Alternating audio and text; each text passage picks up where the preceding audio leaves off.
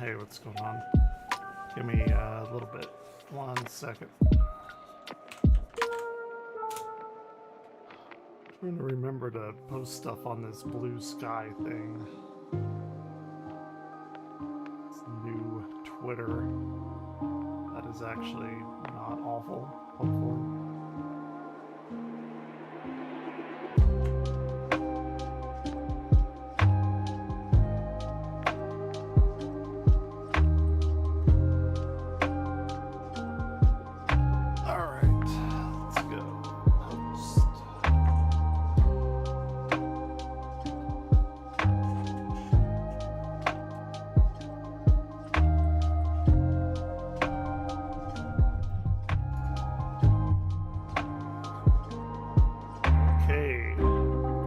A few wins in Overwatch competitive. That's a rarity for me.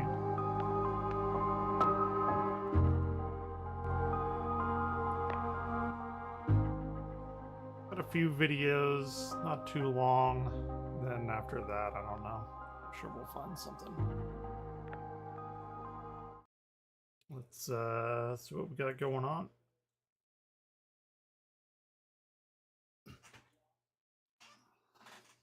It's a little brighter, I guess. So this is Dark Masquerade. He put this out 2 days ago. I'd have figured I would have covered it, but I didn't. I'm quite sure I didn't. Let's see. Yeah, he was gone for a little while. What happened to him? It's been a while. Rumors of my death were greatly exaggerated. All apologies for despairing. Thanks for all your messages of concern. I've actually been in the process of moving back to Japan, which has kept me busy. Felt a little bummed out with YouTube, to be honest. They hit my channel hard with the yellow dollar symbol of doom.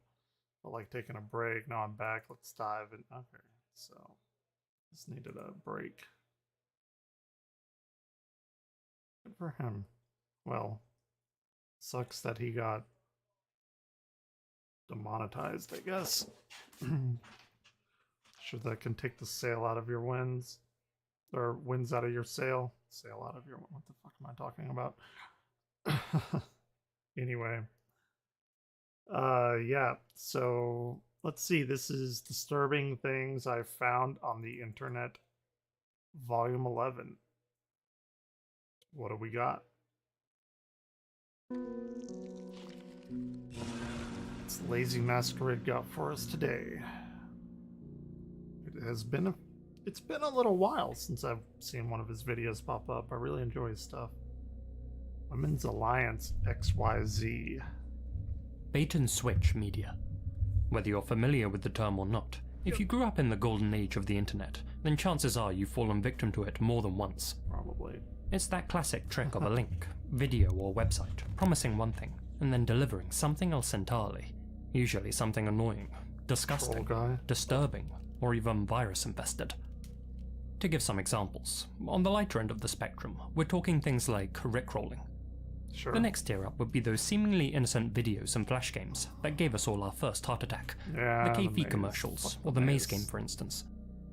The next level above that would be the so-called unholy trinity of the internet.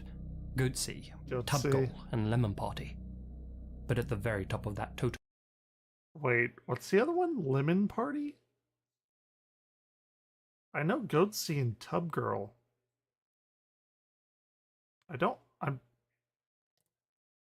I'm not familiar with the third one. I'm not going to look it up online, obviously. It's probably... Like, Goatsy is so fucking tame by today's standards. Temple of depravity were websites like women'salliance.xyz. I'm not familiar with this. Created in October 2020 by notorious internet sadist I haven't seen it. Women'salliance.xyz disguised itself as a feminist blogging community with a landing page which read as follows. This website contains stories of female empowerment. Some of these stories may upset or offend sensitive users. This site is unsuitable for children. By the way, I may have said it last night or whenever, but I cannot stop thinking about the Substance movie that came out. If you like body horror stuff, watch it. It's so fucking good. The came out a little while ago. Kind of late. Their screens would forcibly switch to full screen mode.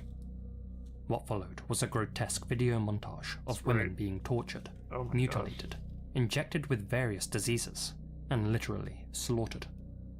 In some of the most graphic scenes, maggots could be seen crawling out of their orifices, all while Roy Orbison's "Oh Pretty Woman" rang out on full blast in the background, a song no doubt chosen to mock the victims featured in the clips.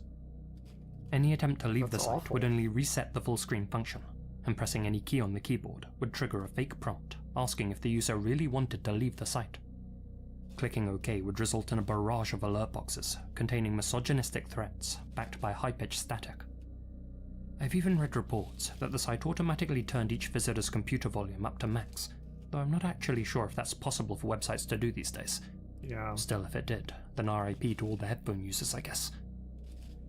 Though not as popular as Obok's other shock site, Kekma, which honestly could be its own entry in a future video, women'salliance.xyz still garnered plenty of traffic through word of mouth, particularly on Discord servers. I've never heard of either of those. Pranksters spammed the link and baited many unsuspecting victims. In Obok's words, he created women'salliance.xyz due to the lack of shock sites in the modern internet era. He's since defended his creation, saying he gave all of his visitors a chance to turn back before clicking enter, and that although he could have infected their devices with malware, he chose not to. Most who fell for his trap are understandably less than forgiving though, given that many of those video clips remain seared into their minds to this day. women'salliance.xyz has since been taken down. Though archive links to it do still exist, I strongly advise you don't go searching for them. Trust me, some things are better left unseen. I've been on 4chan. I've seen quite a lot of fucking weird shit, bad shit. So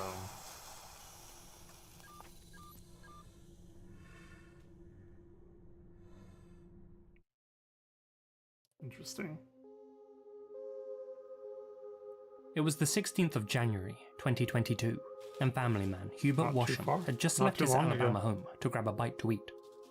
It had been a perfectly normal day up until that point, with Hubert having spent most of it at his 8-mile residence with his family. Oh, Hubert. But no more than 20 minutes after stepping out of his front door, Hubert received a frantic call from his autistic son, Desmond. "Dad, Damien killed Mummy." Hubert's heart immediately sank. Damien was Hubert's younger son, a 23-year-old man who, in recent weeks, had begun acting unusually, ranting about reptilian overlords, preaching about the Egyptian underworld, staring at the sun to absorb its energy, and sending links to his sister. Do not stare at the sun. Just don't. Sorry, don't do it. It's very bad. It's even a little bit is very bad. In an attempt to convince them of his newfound beliefs. It was then that Hubert remembered an item that Damien had recently purchased. A samurai sword. Ooh. In a state of pure panic, Katana. Hubert rushed back to the small family home and found his wife of 30 years, Helen Nettles Washam, unresponsive on the floor. There were 19 slashes to her head, neck, and arms.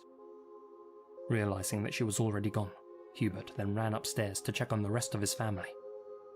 His other son, Desmond, had been lacerated, and his brother-in-law, George, was missing half of his face. Both were thankfully still alive, and they explained how Damien had attacked them with a katana before fleeing to an abandoned house nearby. After the police were alerted to his location, Damien took off in his 2000 Honda Accord, sword in hand, and led deputies on a chase that ended when spike strips immobilized his vehicle. Oh. He was swiftly apprehended and charged with his mother's slaying, but was later found not guilty by reason of insanity. Really? Up until that point, he got off on an insanity plea?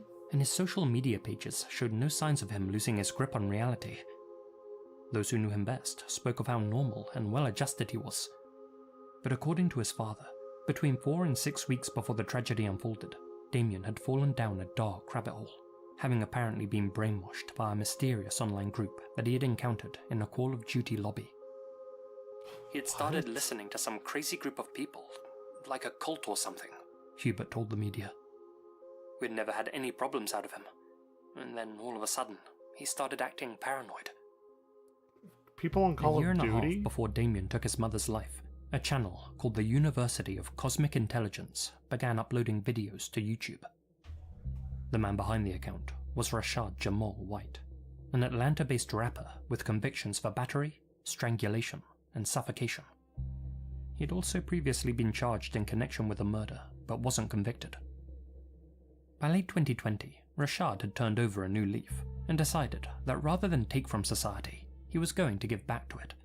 Okay. And what he had to offer was his godly wisdom. God, it's like the Terrence. Going by his new age name, Divine Insight, the self-proclaimed prophet used his platform to wax lyrical about like earlier this year, and conspiracy theories, warning his followers of government plots to control them. What was his name? Terrence Williams? Among other things, Rashad alleges that NBA players are synthetic robots, that rainbows are stargates to alternate dimensions, that human bodies are avatars injected with nanobot technology at birth, that birds are actually drones used to spy on citizens, that the Mississippi River is actually the Nile, that ancient Egyptian gods were actually aliens who once walked the earth, that the sun is the source of all human energy, and that clouds are government tools used to block its power, keeping people weak and obedient. The crux of Rashad's philosophy, however, hinges on race. Specifically, that Caucasians are shape-shifting reptilians, while black and Latino people are spiritually enlightened gods and goddesses chosen by divine forces. In the past, he's preached about how their blue-skinned ancestors had once wielded immense spiritual power before, quote, losing their frequency and being subjugated. Despite being as convincing as a Zuckerberg smile, the teachings of cosmic intelligence struck a chord with many people, particularly the disenfranchised, marginalized, Why would they be blue-skinned? With so many people in the modern era lacking a sense of meaning and purpose in life, Rashad was able to amass a worryingly large fanbase, with over 200,000 people subscribing to his YouTube channel, 150,000 to his TikTok, and 105,000 to his Instagram page. Visiting the group's website, Rashad claims to have founded his online university to enlighten and illuminate the minds of carbonated beings, But if we look a little deeper beneath the surface, it becomes quite apparent that cosmic intelligence is just like every other cult.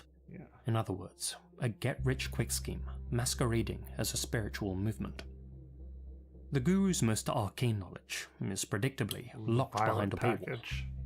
If you want access to Rashad's daily live lectures, for example, then you'll need to purchase one of his university's very reasonably priced subscription packages. But why waste your time with the gold and blue packages when you could go straight to Violet? As he's keen to tell you, it's the best seller, the cheapest package, and a money saver. Of course. For the low price of $333.33, you not only get a year's access to live lectures, but also unlock all sorts of exciting goodies, like a 9% coupon off Rashad's merch store. After all, who wouldn't? $150 for Tiger's Eye, Hematite, Black Obsidian. Ooh, you can't beat that. Want to buy one of these? It's what, 200? That's $50. You can't afford not to buy it. It's amazing artifacts, especially with such an attractive refund policy. Despite being an Wait, what was it? Especially with such. All sales are final. Allow 3 to 9 weeks for your order to arrive. Due to high demand, product can take between 3 to 9 weeks to arrive. When it comes to crystal, order of products arrive broke or defunct. It's not our fault. Crystals are very fragile, and this is the risk you take when ordering it.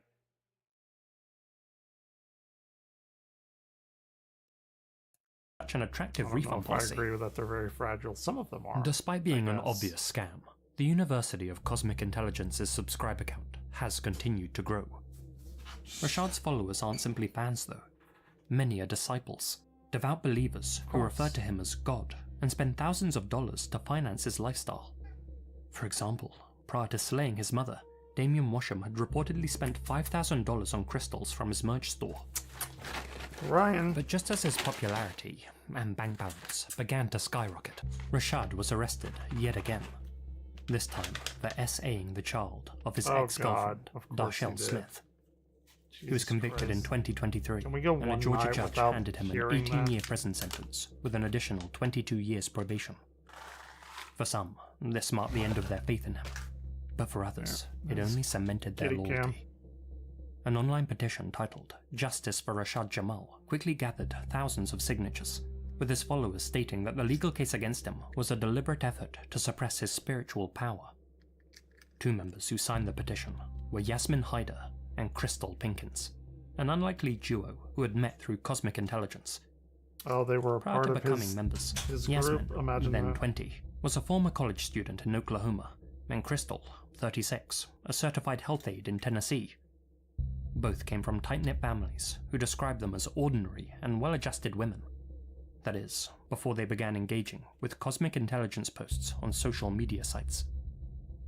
By August 2022, the pair had seemingly abandoned their past lives and took to traveling around the country together, living off-grid in makeshift campsites as per Rashad's teachings, free from government surveillance and isolated from their support networks. On August 14th of that same year, the duo found themselves completely out of money, having given most of what they had to Rashad. But that mattered not, for as he had taught them, the laws of the US don't apply to them, and so they could simply take whatever they wanted. That's how it works.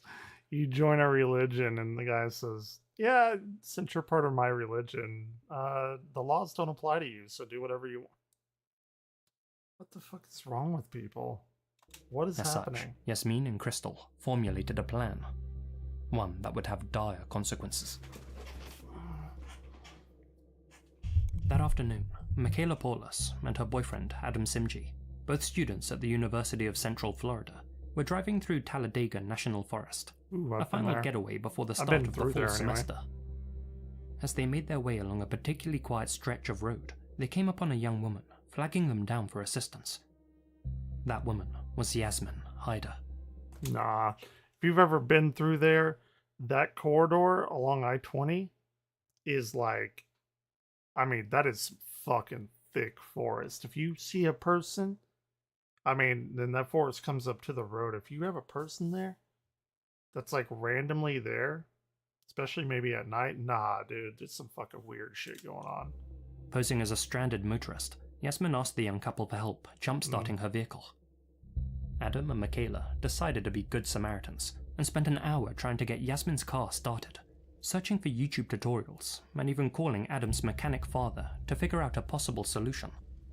I think that's in After checking the coast was clear, Georgia. Yasmin pulled a firearm on the unsuspecting couple and demanded that they hand over their keys, cell phones, and bank cards.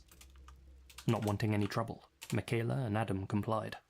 But when Yasmin ordered them to walk into the woods, it became disturbingly apparent that they were about to be executed. In an effort to protect his girlfriend, Adam drew his concealed firearm and fired 4 shots at Yasmin, hitting her 3 times in the chest and once in the leg.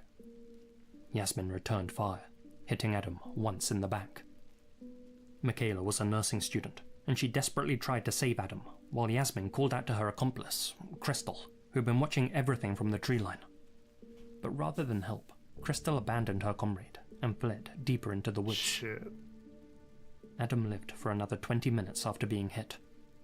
Unfortunately, it took paramedics 30 minutes to arrive at the scene, by which point Adam had succumbed to his wound. That's not enough Another minutes. life lost to members of cosmic intelligence.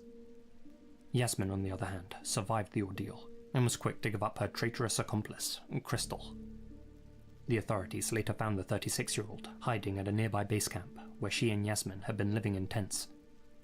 Crystal's 5-year-old child emerged from one of them, armed with a loaded shotgun. Thankfully, 5 years authorities old? were able to disarm the boy without further incident. While searching the area for evidence, officers encountered several more tents that belonged to other members of cosmic intelligence. You got 5-year-olds running around with a fucking shotgun? This is Alabama. Something you would probably see more in Texas, but still. 5 years old? Go. After making a full recovery, Yasmin Hyder took a plea deal and received a 35-year sentence for ending Adam's life. In exchange, she testified against her co-conspirator, Crystal Pinkins. Despite not pulling the trigger herself, Crystal was determined to have been the mastermind behind the plot and was given a life sentence. She didn't pull the trigger, but the person that killed him got 5 years, and she had to give her up, and she got the lifetime sentence. That's weird. Is that weird? That's weird to me. That seems... 5 years? Dude, there's people that get busted with drugs that do like far longer. Despite cosmic intelligence now being linked to 2 slayings, there was nothing that directly implicated its leader, Rashad, and as such, he faced no further legal charges. And even with its leader behind bars, the University of Cosmic Intelligence continues to live on, with all clips and new jailhouse recordings being posted to the group's YouTube channel, uploaded by one of Rashad's disciples. Reading through some of the top comments, it's clear that he still has a zealous, growing fanbase. This is the internet has dramatically expanded the reach and influence of cults, making it easier than ever for them to attract and recruit new followers, especially when a growing number of people are now terminally online and yet desperate for connection. I feel like that was an attack at me. Through social media platforms, forums, and websites, prophets like Rashad can quickly disseminate their message to a global audience, often targeting vulnerable individuals seeking community or purpose. Yeah, who wants to be a prophet that promote echo chambers only amplify their influence, and those who fall prey to the teachings of these influencer gurus often don't realize the dangers they're putting themselves in. In August 2023, at least 6 members of Cosmic Intelligence disappeared from St. Louis. They haven't been seen or heard from since.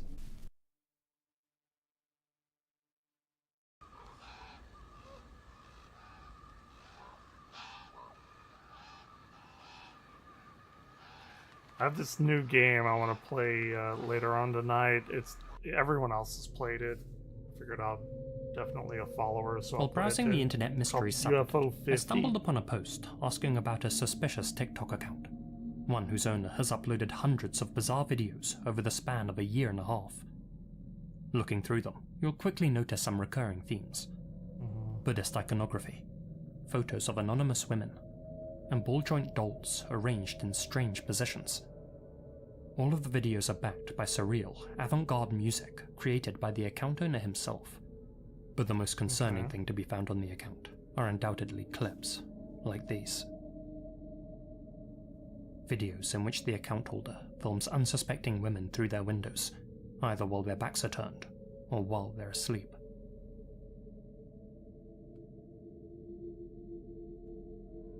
Yeah, it's weird. Maybe don't do that. Reddit had a field day with this one, drawing comparisons between this account and Mr. Sleepy People, the ex-YouTuber who went around licking the eyeballs of sleeping, or more likely sedated, friends and acquaintances. I was about to say, this sounds like the fucking eyeball guy. We've gone over that.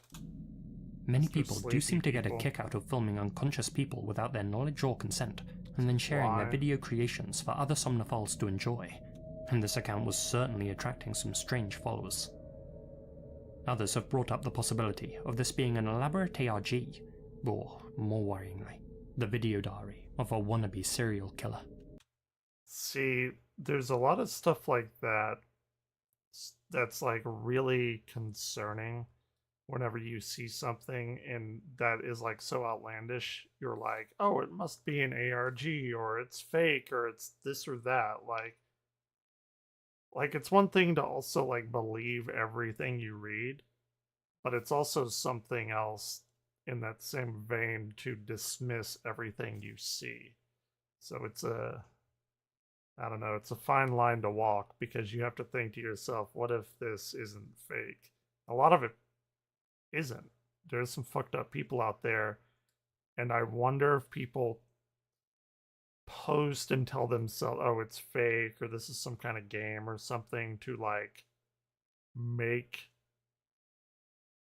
convince themselves so that they don't have to deal with the fact that this could be like a real person doing this weird fucked up shit.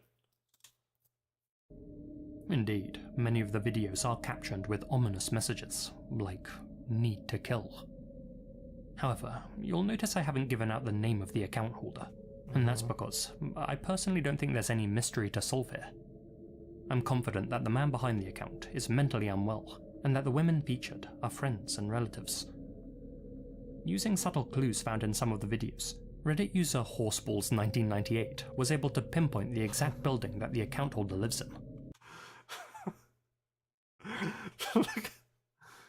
like Horseballs1998, and he just says it with just flatness. An apartment complex on the outskirts of Tampere, Finland, designed for seniors aged 63 and up. There were some videos where he films outside his window. You can see a sign to a university building. I don't want to dox him and say the exact place. As for the senior housing, I just googled his address and looked at a listing for an apartment in that building. You might need to know some Finnish for this if you want to research. I don't know if Google Translate is accurate. As to why he's doing this, my guess is Alzheimer's, or some sort of disability. Perhaps inspired by this discussion on Reddit, another user made a post on r/internet mysteries about a similar YouTube account. One which, in my opinion, is far more sinister. Ramad Yunus Alfian. On October 3rd of this year, user NoPay2356 posted the following. Weird YouTube channel filming sleeping women through door. Her face is covered for some reason. On this channel there are multiple strange videos and shorts showing a woman sleeping, and even another person laying next to her in one video. The man seems to be filming through the keyhole of the door, and it seems like the woman is sensing his presence, considering her disturbed sleep and the fact that she wakes up multiple times. If anyone can find further information about this man, and possibly inform local authorities, I would greatly appreciate it. As detailed by NoPay, Ramad Yunus Alfian is an Indonesian YouTuber with several POV videos on his channel, ones in which he secretly films a sleeping couple in the dead of night. Whether Ramad knows the subjects or not. It is wild to me that YouTubers can get away with this, but then like you can get, I don't know, like I've gotten strikes for doing some, I don't know, some bullshit on my YouTube like a while ago. Like I was probably drunk or something. I don't remember. But like this shit is allowed to be up there. Like, and it's so easy to get it like a strike and stuff, and then you hear people talking about this, like, what the fuck? What is happening? What is unclear, though the title of this particular video, Takan Kabul, translates to pervert in English, so it's safe to say that Ramad is well aware what he's doing is wrong. Yeah. Even more worrying is that he's posted other videos of this same household to his account, which appear to have been filmed on separate nights, meaning he's repeatedly targeted this same couple on multiple occasions. In this instance, I think the connection to Mr. Sleepy People is far more apt, given that Ramad's account definitely revolves around somnophilia, an attraction to the unconscious. While it's unclear what drives this desire, it likely stems from a feeling of control or power over a vulnerable person. That's what I was going to say. In response to these videos, the Reddit community quickly mobilized to track Ramad down. Looking through some of his other videos, which include his work van, Reddit user Pacosi was able to narrow down that search. Based on his other videos, I think he lives in Medan, North Sumatra, and he works as a locksmith. I tried to track down the phone number, and it belongs to someone named Martin, maybe his boss. It also reveals the address of his workplace. I'll see if I can report it to the authorities, but since I live on a different island, the best I can do is submit the information to the Cybercrime Police Department. Although, knowing the Indonesian police, they probably won't take this case seriously. Yeah. Indonesian. Indeed. It's likely that Ramad knows he won't face any serious consequences, seeing how he's left his phone number in several video titles. Really? Unfortunately, the internet has given rise to a growing trend of people exploiting the sleeping, unsuspecting, and vulnerable. Non-consensual voyeurs have found a home online, where people with these disturbing inclinations can find communities that normalize their behavior. In the past, individuals with such urges would have likely kept them hidden, fearing judgment or ostracism. Now, online forums and networks allow them to connect anonymously with one another, offering them shadowy spaces to trade videos and further validate their actions, to the point where some don't even bother to hide their identities at all. And with such people out there, I can say one thing with certainty. I'll be keeping my curtains tightly closed at night from now on. I always wonder about if the internet as a whole has done more good or bad ultimately, and there's no way to know that, and it's always subjective, like, oh, what is good and what is bad. Obviously there are obvious things, but like, you gotta really wonder, is the internet a net good or net evil? Or maybe we just haven't learned how to deal with it. Like, we don't evolve fast enough to have thousands of people like calling you a piece of shit or something. Like, it, I don't know. I've thought about that quite a bit lately. Just seeing all these people, like this Review Tech USA that I used to watch, man, he is getting raked through the fire right now. And like, just, I don't know. It's weird. I don't know. I would say that it's been more good than bad, but I actually don't know anymore. Konami's Thrill Drive. In recent years, an old video game has been the subject of a lot of online attention, but not because of any sense of renewed nostalgia, but it is far too much to get into. He like deleted his million sub channel. I've been following him for years and years and years, and like last year when his daughter got sick, he's just been like incredibly erratic, and like, I don't have anything against him. I think what he's done lately has been pretty shitty. He's definitely, I don't like to say like, oh, he needs help or whatever, because it's just not ever that simple. But he's done some like really shitty things, and I feel like bad for him, but also I don't, because I mean, there's so much to it. Like Lolcow did a podcast today and yesterday on it, and but this shit has been going on since like February when he fired his editor Jay for like some really fucked up stuff and like how he handled the situation and stuff. It's just like a super big thing. If you want a rabbit hole to go down that. There's just so much to it. But the point of me bringing it up is just he's been targeted effectively and rightfully so, wrongfully so, whatever. It's just the internet just being able to talk with thousands of people and the internet can facilitate like like connections between people that wouldn't have them in both good ways and bad. And I can't help think, but like the bad ways maybe outweigh the good because I think all of us, everyone, because I'm in the I don't know how old you are, but I'm in the realm of like I'm in a special group, millennials, where I lived before the internet and I lived, after the internet, or I am living after the internet. And it's everyone thought the internet was going to be like this fucking utopia, and it should have been. But nobody was thinking about humans and humanity. Like the internet, by all like optimistic logic, people should be able to freely disseminate ideas, and everyone should get smarter, right? It's that a high tide lifts all boats kind of thing. Like all the best versions of ideas everyone has at their fingertips. Nobody has ever had this amount of knowledge at your fingertips. You could go learn like differential equations right now if you wanted to, or physics, or like anything about cancer research, or all this insane shit. But it didn't happen like that. Now everyone shits on everybody else.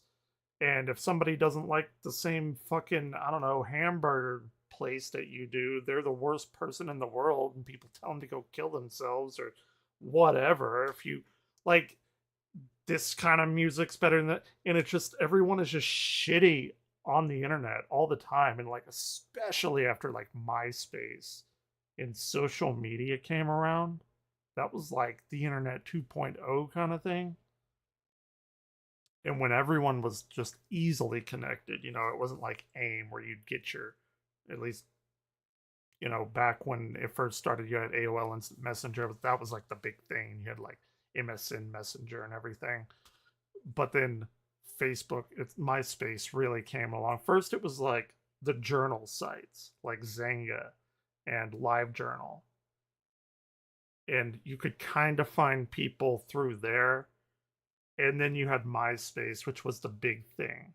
And you could find all kinds of people. But then you had Facebook to come along, obviously. And then everything kind of opened up after that went super big. And I don't know. I don't think the internet is like a net positive on society. I really don't. I would have said it was maybe in 2010. But now I just don't know, especially like all this AI stuff. And I'm not talking about AI art and music and stuff. I actually love that shit. But it's like faking photos, and now nobody knows what's real and what's not, and like all this misinformation. It's insane. It's just fucking insane. And rightfully so, nobody's gonna go and look up every fact they ever heard and get down to like the source of it. You have to take people at their word. That's why we have people like doctors and physicists and people that go to college that are experts, and people don't give a fuck what an expert thinks now because they go on WebMD and they think that they know more than their doctor with a fucking like 3 keystroke word phrase or whatever. And it just, I don't know. We are not advanced enough as a society to deal with being connected like that. Our brains can't. We just haven't evolved enough or something. I don't know. Anyway, sorry, this is a big tangent. But... Rather, because of some resurfaced childhood trauma. Forum users across the net began discussing memories of an old arcade racer that no longer seemed to exist. One which they described as a cross between a racing sim and Silent Hill, where the whole ambience just felt off in a way that was hard to put into words. It's like Mandela thing? That game being Thrill Drive. If you've never heard of it, don't worry, you're far from alone. Despite being one of the main inspirations for the Burnout series, Thrill Drive has since fallen into obscurity. Developed by Konami and published in 1998, Thrill Drive never made it to consoles, and as a result, isn't well known outside of Japan. In fact, according to the Konami wiki, all Thrill Drive arcade cabinets have since disappeared, and the game is believed to be lost. Ooh, it's like Polybius. At least in the wild. As its name implies, Thrill Drive was set on public roads around the world, and saw players racing through busy cities, avoiding civilians and oncoming traffic to reach the finish line. The less damage they racked up along the way, the more they would be rewarded at the end. It's like Crazy Taxi. The game was set across 3 stages, was said to grade players based on their reflexes, style and courage, and at first glance appeared to be your typical light-hearted racing fare a la the Cruisin' series. Dude, that is, I love the Cruisin' except for the series. horror elements. And we're not talking supernatural, spooky horror, but rather unsettling, realistic horror. According to the Konami wiki, Thrill Drive came with 2 settings, mild and hard. This affected both the animations and on-screen text following a collision. Each cabinet was set to hard by default, so should the player crash, they'd be met with something like this. A jarring scream would suddenly ring out, along with the face of the driver, milliseconds before impact. Ambulance sirens would blare, and the player character would either slump dead in their seat or be tossed through their windshield, depending. That sounds amazing. I'm sorry, is that like fucked up of me to say? I want to play this game now. A slow-motion replay would show the carnage unfolding, with the text, collision, serious accident, or fatal accident, filling the screen. Dude, sounds awesome. Adding to the morbidity, with each crash, the race would reset, but the atmosphere would be slightly different each time, devolving from fun to morose to downright haunting. The colors would become fucking wild. The clouds more oppressive, and the music would shift from your typical racing soundtrack to something ripped straight from a horror movie. No doubt many unsuspecting kids inserted their coins into the cabinet, perhaps expecting to play something similar to Crazy Taxi, but left feeling like they'd purchased a front row ticket to a road safety PSA. And we all know how creepy those can be. Yep. But here's the thing. Given that Thrill Drive was no longer available to play, and that all the descriptions of it sounded more like a creepypasta than an actual arcade game, many people who had never played it in their youth began to question whether this supposedly lost piece of physical media was actually unfiction. An obscure ARG designed to draw people in and creep them out. It wouldn't be the first time that game footage... If it is, somebody needs to make it. Anyway.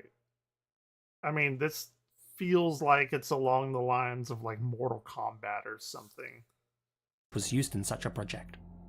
That 90s PS1 N64 style is particularly common in unfiction projects, given that it's much easier to replicate compared to modern graphics. And many games from that era had a, well, uncanny aura, let's put it like that. For example, Sagan Hawks recently dropped a video about his search for a I watched that. That was a great video. Creepy 90s dinosaur game. That was a great video. It's a fun, immersive watch, a true love letter to unfiction projects. But crucially, it proves that with enough dedication and talent, creative people can produce convincing gameplay footage to accompany their narratives. So, despite... But that was real. Because he played through it. That wasn't an unfiction, like, not real thing. That was a real game. A few MAME-emulated runs of Thrill Drive existing online, many people aware of the game's supposed existence began to question whether they were fake too, created by people playing an elaborate hoax on the gaming community. Indeed, it was so hard to track down that even those who had played it began to question themselves. Could this be an example of a collective false memory? Perhaps a new example of the Mandela effect? That's what I said. Well, those concerns were put to rest 2 months ago, when user IllHedgehog made this post on the r/creepygaming subreddit. Ooh, I didn't know there was so a this is a gaming. bit of a historical curiosity. That's cool. And a game I hadn't heard of until I discovered it last week in the deserted kids club at an off-season golf resort in Australia. Why is it creepy? Thrill Drive is a racing game from 1998 that sets you out on the busy streets with civilian traffic and pedestrians, asks you to push the limits, and lets you see the consequences of your actions. If you crash too hard, your car is obliterated in ways that leave little to the imagination. The screen goes black, and bold red letters spell out lethal accident. Gran Turismo, this is not. But it's also not Grand Theft Auto, being goreless and actively discouraging bloodshed. It's somehow much more stressful despite its lack of blood, taking every injury really seriously, and counting up the cost of damage you cause in a sort of reverse high score mechanic. This might make it sound like a kind of scoldy road safety ad, but it's not. It's actually super creepy. I want to play it now. This is largely due to an interesting Silent Hill vibe, where each time you crash fatally, the screen fades to black, and then you get to restart, but the weather has become grimmer and darker. I've never played a Silent Hill game in my life. And it gets worse each time. So I don't... Eventually, the whole world is a grey murk, with occasional lightning flashes. It's heavy. Interestingly, the Blue Mountains where I found this cabinet are also famous, or notorious, for their misty, cloudy, and eerie weather. Playing this, and then walking out into the multiple-day whiteout added an extra dimension to the experience, as did the many crows and magpies in the area.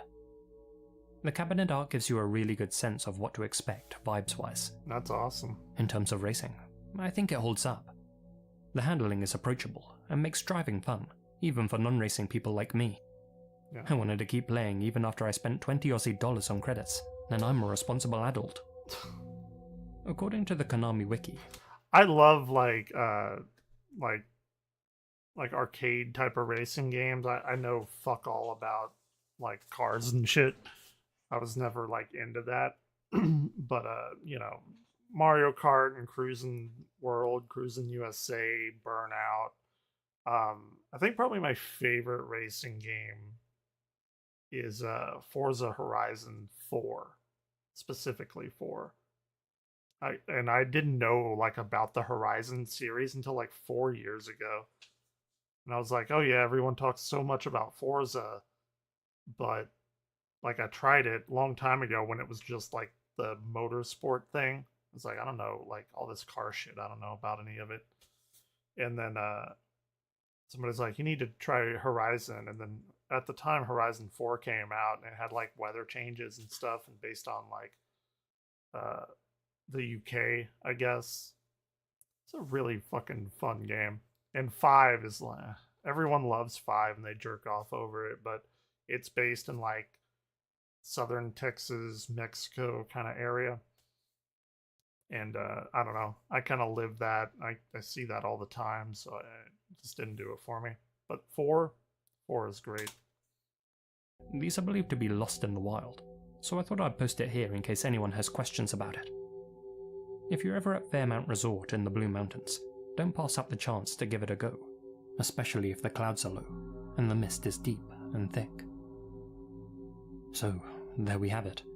Thrill Drive is confirmed to be both real and still available to play in the outside world. Cool. Not exactly the darkest thing I've ever covered on this channel, but a fun little discovery nonetheless. That was awesome. Which, amidst all the grey and gloom of the game itself, gives many lost media enthusiasts hope. In IllHedgehog's words, I love this lost media stuff. Just knowing there must be so many other presumed lost games out there. Polybius. It's real, damn it. I want to believe.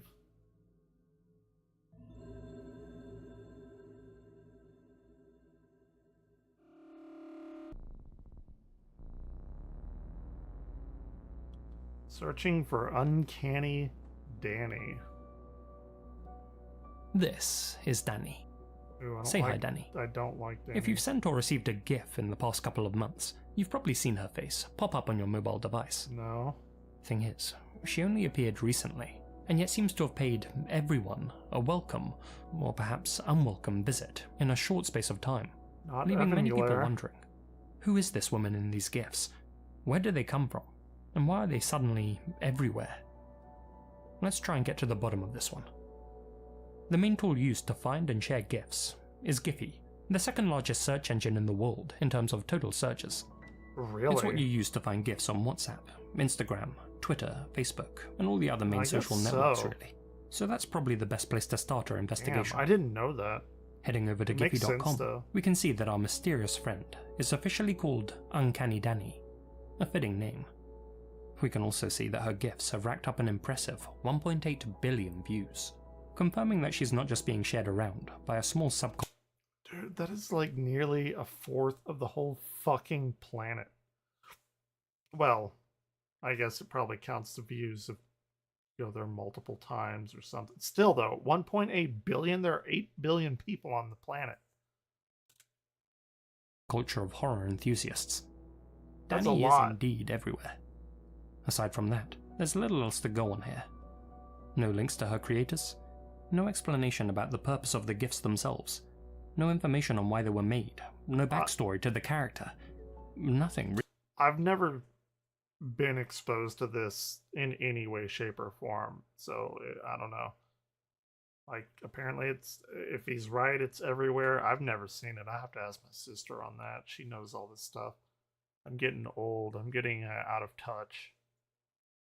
Need to play the Simpsons Principal Skinner thing. Really? So I dug a little deeper. I wanted to know how it was possible for a character with no known origin to consistently appear at the top of GIF searches. To figure that out, we need to know how Giphy's algorithm works. According to riseat7.com, when you upload a GIF to Giphy, you can add up to 10 hashtags to help people find it. Sure. Choosing relevant and commonly used tags will, logically, help your creation reach more people. GIFs with words typically rank higher than those without. It's clear that Danny's creator knew how to play the game, attaching her to commonly searched phrases in both English and Spanish. But simple searches like "go to sleep" and "I miss you" already have thousands of GIFs, and many more ordinary ones to choose from at that. The Uncanny Valley is something that appeals to me, and given the nature of this channel, probably most of you too, and we'd probably all send these as some sort of dark joke and see the funny side. But in my experience, the average person doesn't appreciate things like this. So why did Danny suddenly dominate in such oversaturated search markets when her competition was already well established, and, frankly, far more normal? The mystery surrounding these GIFs has given rise to rumour and conspiracy. The more cynical believe that Danny's a marketing tool, a way to drum up interest for an upcoming TV show or movie. A quick Google search of Uncanny Danny did lead me to this gentleman, Danny Robbins, an English broadcaster who has a paranormal investigation show called Uncanny. The name links up, and his hair is kind of similar to our Danny's, sure, though aside from that, there isn't much connecting the two. He's male, she's female, and none of the GIFs reference. I think it's gotta be, I mean, obviously those are like black contacts or something. It's gotta be the eyelid, like the eyeliner on both the bottom and the top, but it only matches up with like the width of the pupil, or the iris, I should say. Pupil, well, I guess it's black, so it'd be pupil, right? I don't know. Anyway, I think that's what really does it, because they move their head and it looks like the eye is much larger than it actually is. And the face is like very, very pale, contrasted with the darkness and like the nostrils and stuff too. His show in any way. Other people have started giving Danny the creepypasta treatment, labeling her GIFs as cursed images and like optic Momo. hazards. Did we ever figure Once out you've where set eyes Momo on came Danny, from? she'll come pay you a good night visit in the near future. Yeah. Well, a good 20% of the world is already doomed then. You lot included. Sorry guys. Finally, there are those who say that Danny is just a cool art project that caught on precisely because it's different, fun, and a little spooky. And having looked into her origin, I thankfully can confirm that to be the case. While chasing leads, I came across this Instagram post by Miss Gory FX. Somehow the Uncanny Danny section of Giphy has 1.5 billion views. I guess the uncertainty and the purgatory of the stale, unsettling backrooms is feeling oddly relevant. Model at Very Human. Senior art / creative director at Parker S. Jackson. Hair and makeup artist at Miss Gory FX. Special thanks to the Giphy crew for bringing me on board for this one. Would you follow Danny into the backrooms? Eureka. Maybe. I don't know. This one post, made by the shoot's hair and makeup artist, gave us all of the information we've been searching for. The model playing our favourite backrooms entity is Laura Drummerick, aka Very Human, an actor and creative performer who's been in some interesting projects. Cool. The GIFs were commissioned by Giphy themselves and directed by California-based artist Parker S. Jackson. Checking out Mr. Jackson's Instagram page, I was pleasantly surprised to find some mind-blowing, blood-curdling artwork that he's created. That's pretty cool. Everything here is just such a treat. I'm particularly fond of old Egbert here. Egg Looking a bit deeper into Parker S. Jackson's work history, we can see that he was a concept artist for Jordan Peele's movie Nope, was the co-creator of the Found Footage Art Collective, and currently works as creative director at Giphy Studios. And that explains why the GIF was able to become so popular so quickly. So, Danny was the brainchild of a creative That's woman, awesome. and we can definitely like say that her origin has been found. And still, her sudden prevalence has been a fun little anomaly, and it's nice seeing all the myths and backstories people have been sharing around about Danny's sudden infamy. And now that we know she's from the backrooms, hopefully we can get some more official, or maybe even unofficial lore.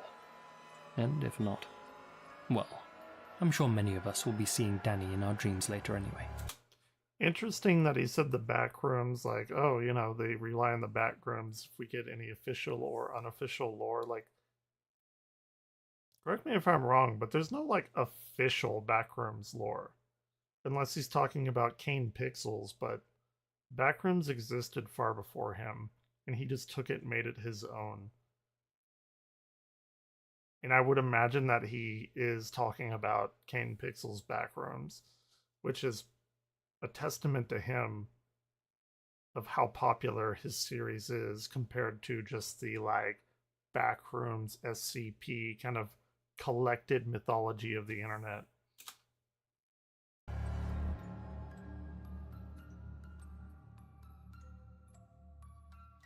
That was good. I really, really enjoyed that. I'm glad I watched it. It's good that he's back. I really like Lazy Masquerade. I was about to say Chilling Scares. Let me throw up the link in here just to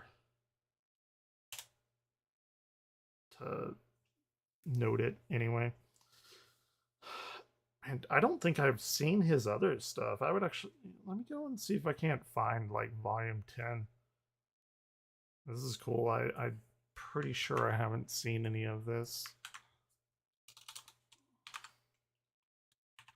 And if they're as good as that, what the hell?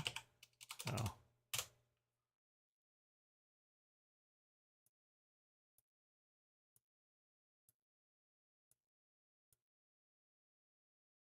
Let's see. Did we may have watched this one. Let me see.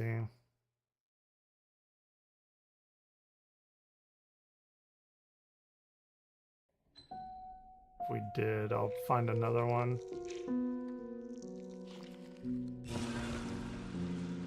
We did. Okay, yeah, we did. We watched this one. Maybe I have watched most of these. It's just been so long since he posted. He's nearly got 2 million subs. Totally deserves it. He has some really good shit. Let's see.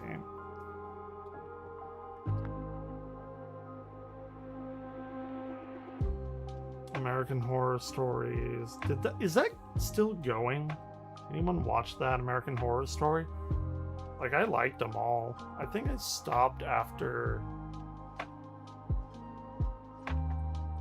It's the one where they did the aliens. And a lot of people apparently hated that one, but I thought it was fucking creepy as shit. It was like a double feature. Like, half of it was this, I think it was like a vampire thing. where they like gave this like serum, and if you had like a true drive, it would make you like the best ever in whatever you wanted to do. But if you didn't, like if you didn't have that spark, you would turn into these weird like fucking vampire zombie type of things. It was really good. I don't know. A lot of people shit on American Horror Story. I really enjoyed all of them, really.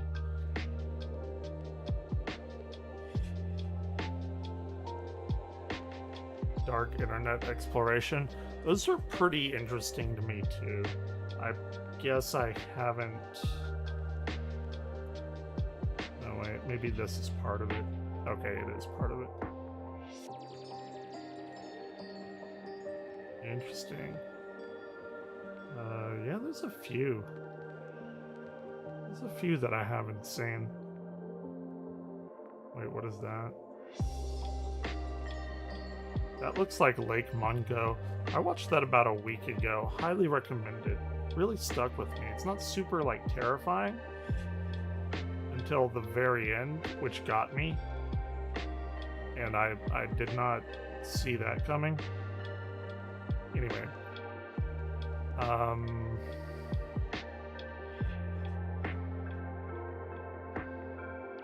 Let's do this one, Volume 3 I haven't seen.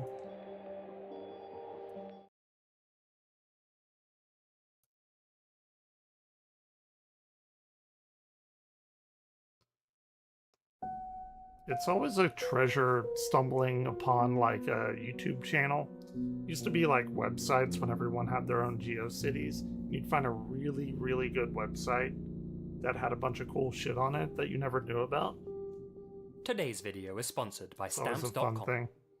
Well, it's 2023, and if like me, your resolution is to grow your business, then this New Year no-brainer is to check out Stamps.com, the online post office dedicated to saving you the 3 biggies: time, stress, and money.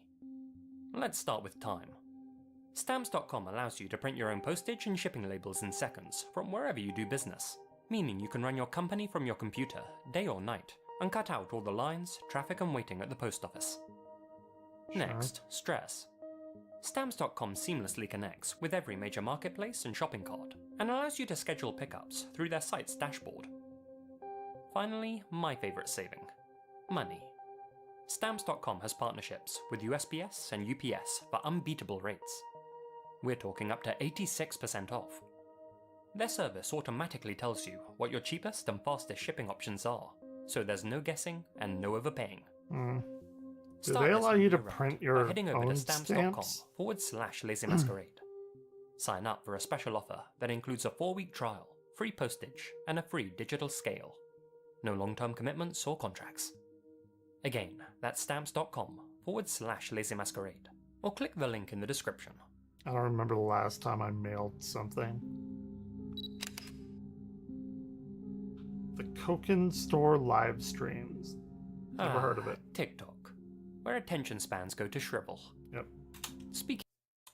My sister does TikTok. Like, a lot. I watched TikTok for a while, because I downloaded it on my phone after, like, looking at my sister's stuff. And I think I have a few on there where I was probably, like, headbanging to metal or something stupid. I was probably incredibly drunk at the time. What's new?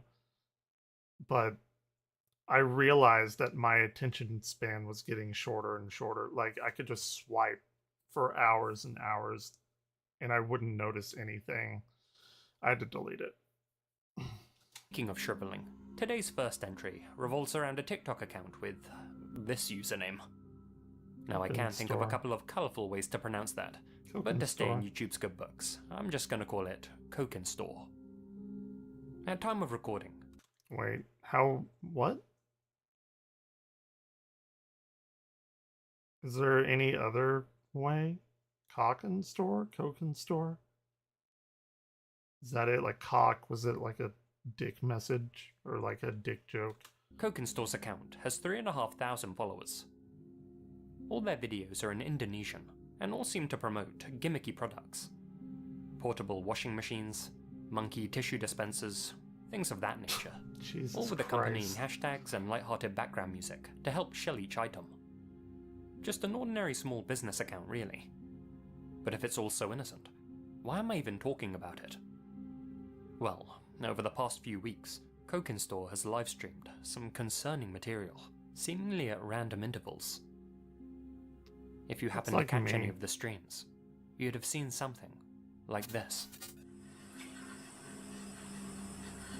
What is going on? Hold on. We have some interesting chat logs here.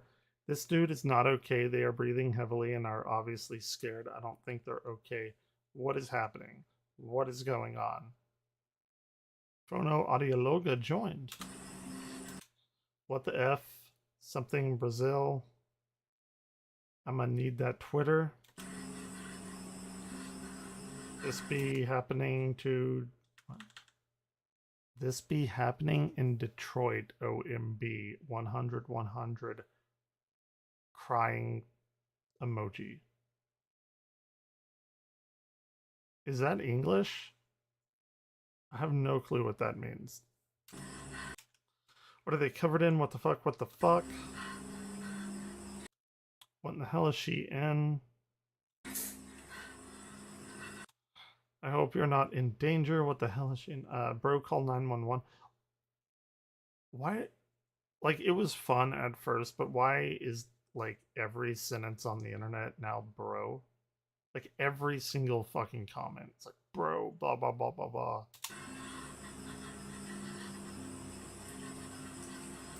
Bro went mudding Ford style. There it is. Fucking right there. The next second. Only in Ohio. What? What?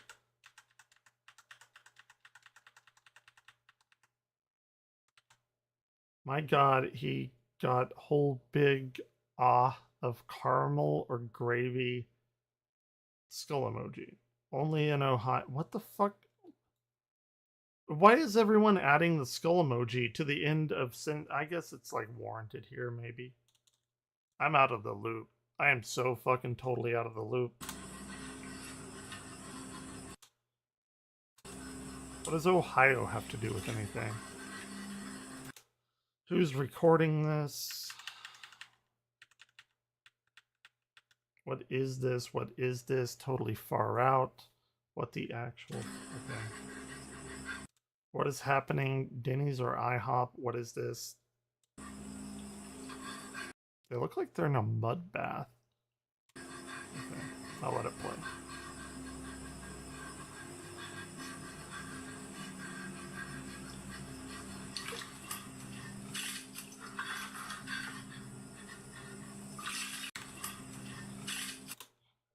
Someone called the police. I reported the video.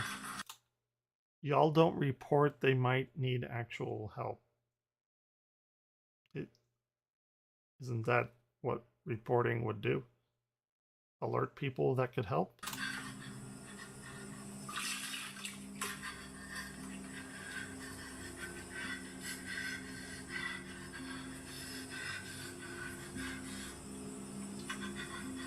Ohio water. Wait, what? Why are people saying Ohio? What the fuck? What does that even mean?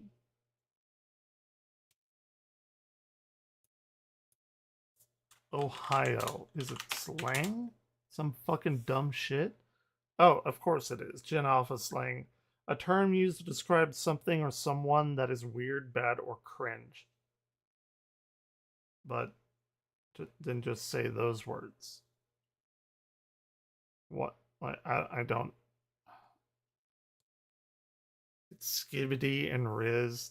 Jesus Christ. I fucking hate this generation. And you know what? I hate the fact that I'm talking like my parents talking about my generation. I hate all of it.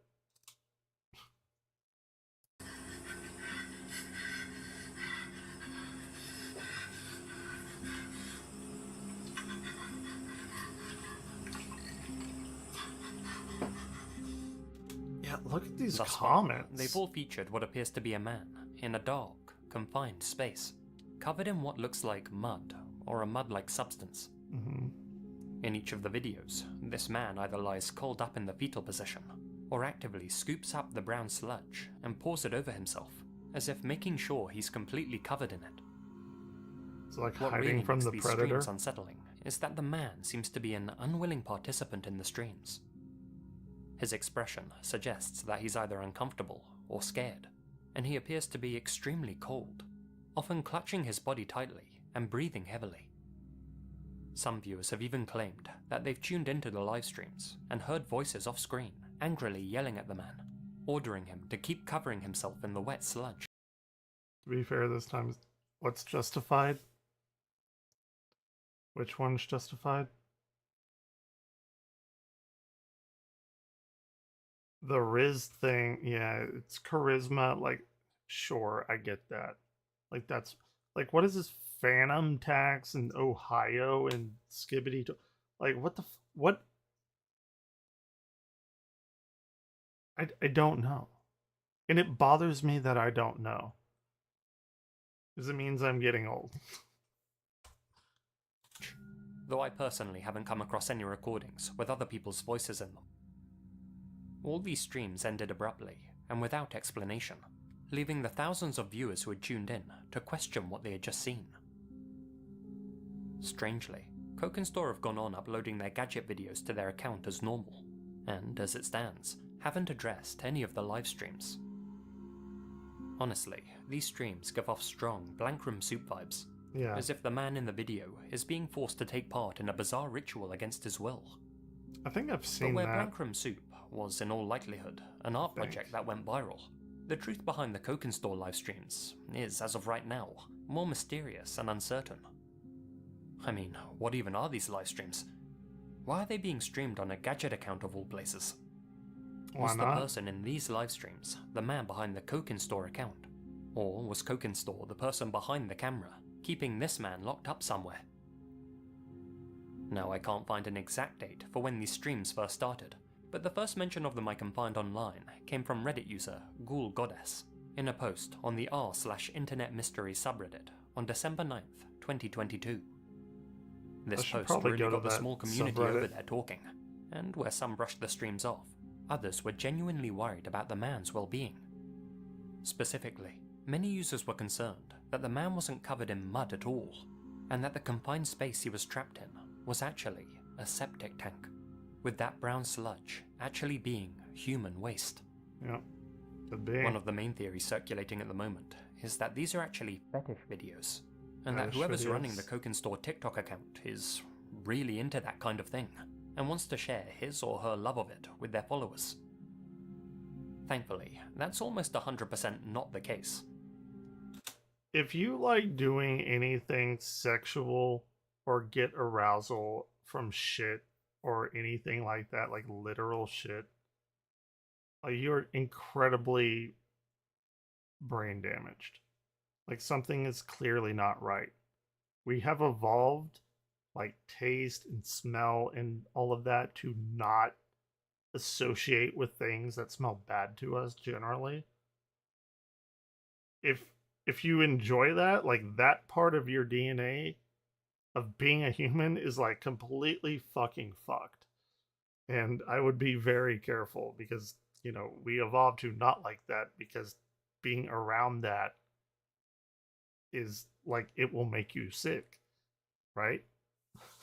So I wouldn't do that. Like that is the waste of humans. It's what humans filter out through their body that we definitely should not have in there. Scare Theatre has already done a good job at debunking that rumour already. Being a braver man than I, he took a look at some real septic tank videos online and concluded that this liquid is almost certainly mud. Even so, these are still extremely strange live streams for a small business account to be posting on their social media. But then again, I suppose other companies have pulled similar stunts in the past. Yeah. Mexico's Canal 5 comes to mind. As mentioned in my Selene Delgado video, it used to happen all the time on broadcast TV. They used to post disturbing and out-of-context videos to their Twitter page in the early hours to help drive engagement.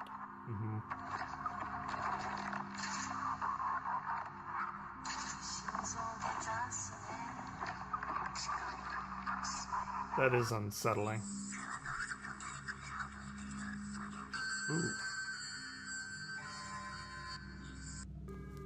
You got the Mandela In a effect similar eyes. vein, could Cokenstore simply be making these live streams as part of a viral marketing strategy?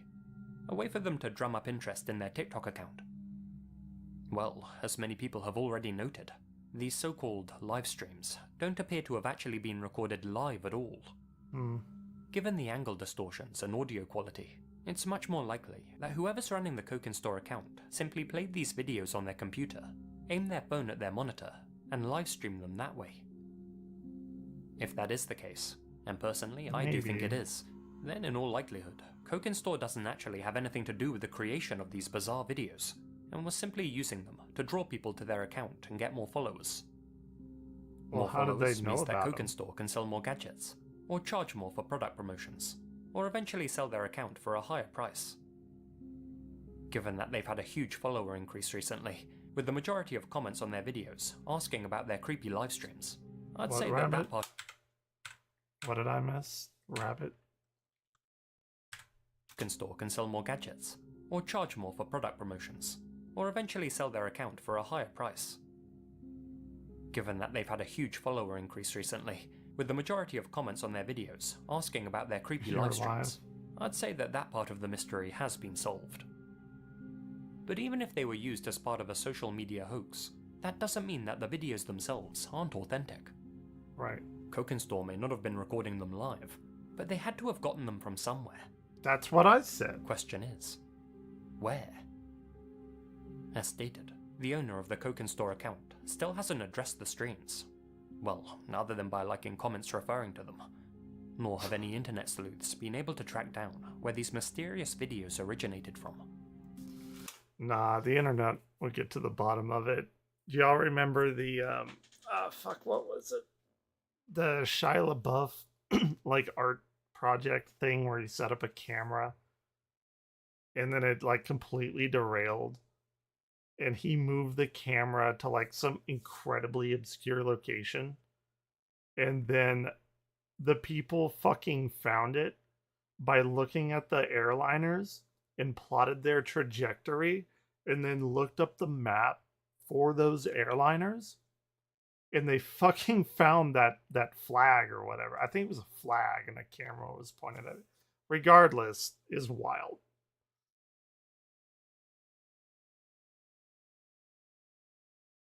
Oh, okay. Yeah, I gotcha. But maybe we don't have to find the original videos to close this case. There's been a recent trend amongst Indonesian influencers called mandi lumpur, which translates into mud bath. It's a trend in which streamers cover themselves in mud and ask for donations. Indeed, covering oneself in mud in Indonesia does seem to hold some significant meaning, and there are festivals where people will come together to do so and symbolically wash off their negative traits. Don't, like, people go to spas and pay tons of money to get, like, mud baths? It's possible Cokenstore took one of those videos from an obscure part of the internet, and, knowing that most people wouldn't know what they're looking at, made them out to be something much creepier than they actually are. But the man in Cokenstore's videos doesn't look like he's partaking in a fun ritual. He looks scared.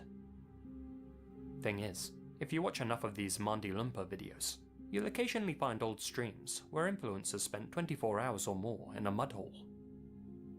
Near the end mark of those videos, their behaviour is extremely similar to that of the man in Cokenstore's streams. Why? They shiver, curl up in the fetal position, breathe heavily, and look miserable. That's literally every fucking night when I go to bed. Come on, man. That is not unique. Streams may not look like he's taking part in a fun ritual, but neither do many of these mud bathers either. Right now, we can't say with 100% certainty what's going on in these clips, not until we find the original videos at least. But it seems likely there's an innocent explanation behind them after all. Yeah, Humans but you are drawn can't... to the ambiguous. Creepy and and unexplained videos that. like this capture our attention and leave us searching for and sharing novel answers. Though usually, the truth ends up being more mundane than we initially expect. Maybe. And, for this man's sake, I hope. Ohio water... What the fuck? that is the case with this mystery.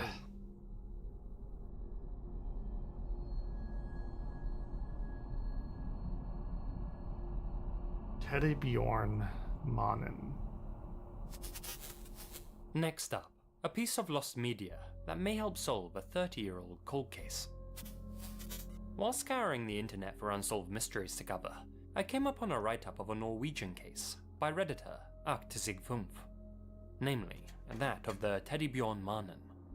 Hey, or, in English, I said it right. The Teddy Bear Man.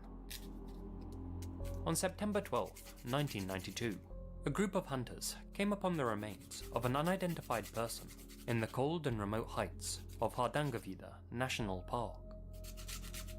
The park itself is a popular spot for hikers during the warmer months. That's pretty. But the area where the remains were found, a mountainous, thicketed area called Folkenudden, was far from the well-trodden paths that most wise adventurers stuck to. A several-hour hike from the nearest trail, in fact. The deceased was between the ages of 22 and 27, and judging from the condition of their bones, they had perished in the thicket at least a year earlier. How? Curiously, Like, why? a banknote in their pocket had only gone into circulation in September of 1991, so, more than likely, they had ventured into the mountains sometime shortly after that, That's beautiful. when the weather had already started to go there. turn abysmal, and when Folkenudden was starting to become inaccessible.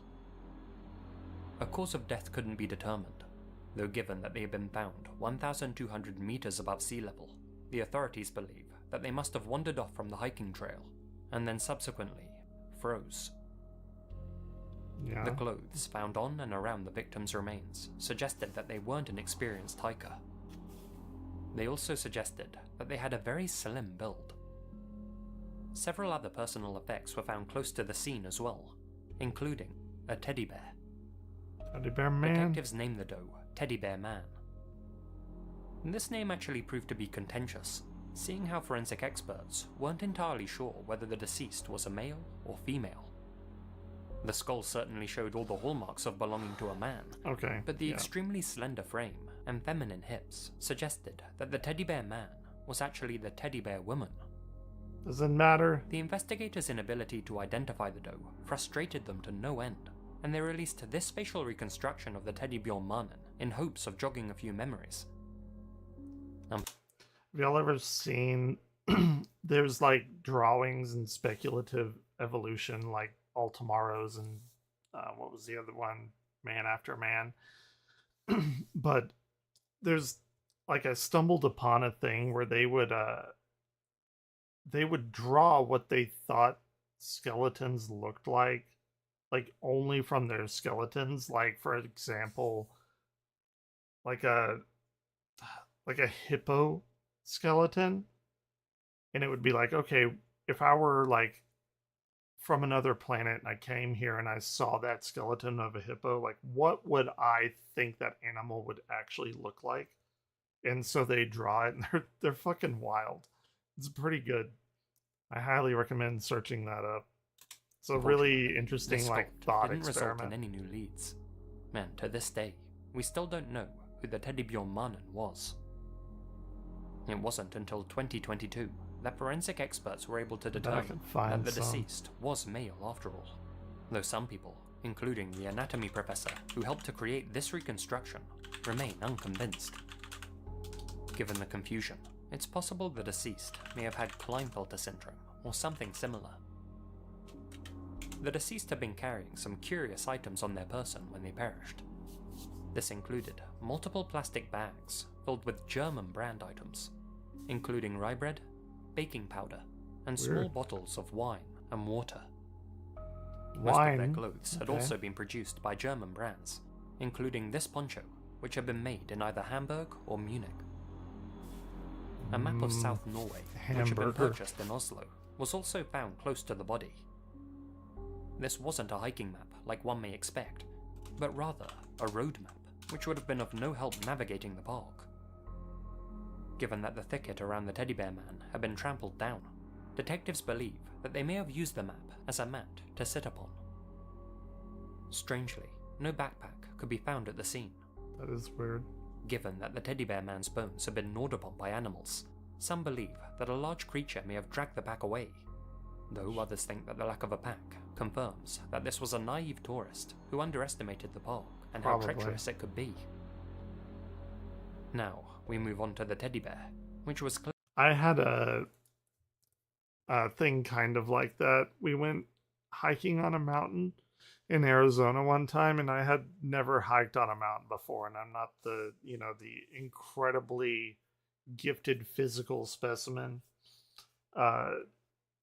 So I had just no concept. So I had this big backpack, loaded up with water, and I had like the great idea. I had no idea. But the great idea of like whenever we got up to the mountain and started a fire and shit like that, like we could play D&D. I thought that was like really cool. And I brought my D&D 3rd edition hardback books because we went from Texas over there. It's something I love reading those. But I put them in my backpack, and those books are incredibly fucking heavy, being hardback, and then climbing up the mountain was not a good idea. I don't know what the fuck I was thinking, but I was not very experienced. Come on. Oh my god, this fucking mouse. It's got oh my gosh. This mouse is gonna fucking frustrate the shit out of me. Go back. Here. I think we were like right there. He sounded eerily familiar, and also recalled hearing about it on a German talk show in the 90s. This was the strongest lead detectives had had in years. If they could only get their hands on that episode of Fleeg, they'd be able to question the female guest and uncover whether or not she was the teddy bear man's mother. Then they'd finally be able to give him back his real name and give his family closure. Trouble is, despite German authorities releasing this tip to the public, that episode of Fleeg has never been found. The show's host doesn't recall ever covering that case either, and the TV network haven't found any records of the broadcast, though it is possible that the episode was deleted from their archive. It's also possible, even probable, that the tipster simply mixed up 2 different programs. Perhaps the case wasn't covered on Fleeg at all, but by a different talk show altogether. That sounds familiar. The female guest, who many believe to be the teddy bear man's mother, also hasn't come forward, though given the time frame, she may well have passed away before this development was announced. Sure. Regardless, this recent tip lines up with the authorities' former conclusion, that the Teddybjørn Mannen was a German national on holiday in Norway, and that all they need to do is link him to a missing persons report in Germany. So, do you speak German? And do you have a taste for old German talk shows? I took 2 years of German in college. I remember none of it. If the answer to those questions is yes, and you find yourself watching some online in the wee hours, keep the story of the teddy bear man in the back of your mind. You may just find this lost talk show episode, and in doing so, stumble upon the answer to a 30-year-old mystery. The real name of the teddy bear man.